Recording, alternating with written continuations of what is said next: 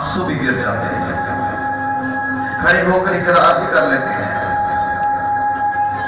तौबा भी कर लेते हैं।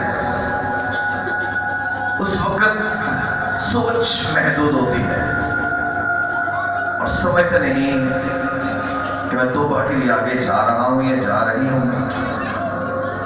क्या मेरे अंदर खुदा का रूह है? जिस बात ने आपने तौबा कर ली और कुछ ही अरसे या कुछ दिन गुजरने के बाद मैंने भी देखा है और आप भी देखते होंगे, फिर वही काम, फिर वही लहर, फिर वही जिंदगी। तौबा की है। मैंने अपने इस 13 साल सर्विस में बहुत सारे ऐसे लोगों को देखा है। तौबा की है कि आज के बाद मैं सिगरेट नहीं पीऊंगा, आज के बाद मैं शराब नहीं पीऊंगा, आज के बाद मैं जुआ नहीं खेलूंगा, आज के बाद मैं गालियां नहीं दूंगा, आज के बाद मैं दूसरी तरफ नहीं जाऊंगा, आज के बाद मैं खुदा के अलावा किसी को सजदा नहीं करूंगा।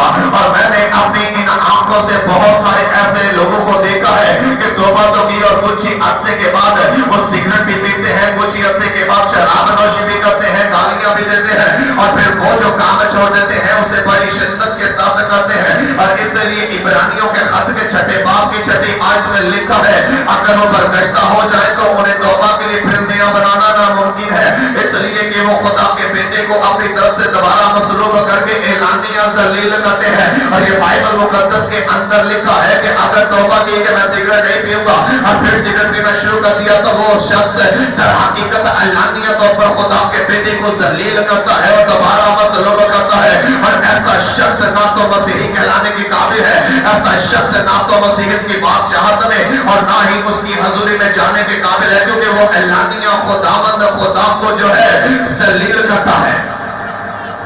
तौबा किया फिर वही काम, जिसका मतलब है कि तौबा के लिए खुदा मौके देता है, लेकिन तौबा में कायम रहना हमारे लिए जरूरी है। बागी अदर का मंजर यही था।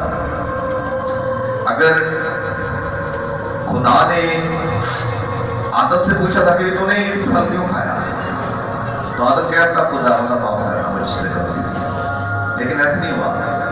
आदम ने कहा खुदा मैंने क्या खाया, वो औरत जो तूने मेरे साथ रखी है, खुदा पर डायरेक्ट खुदा पर डाला, वो औरत जो तूने मेरे साथ रखी है उसने खिलाया।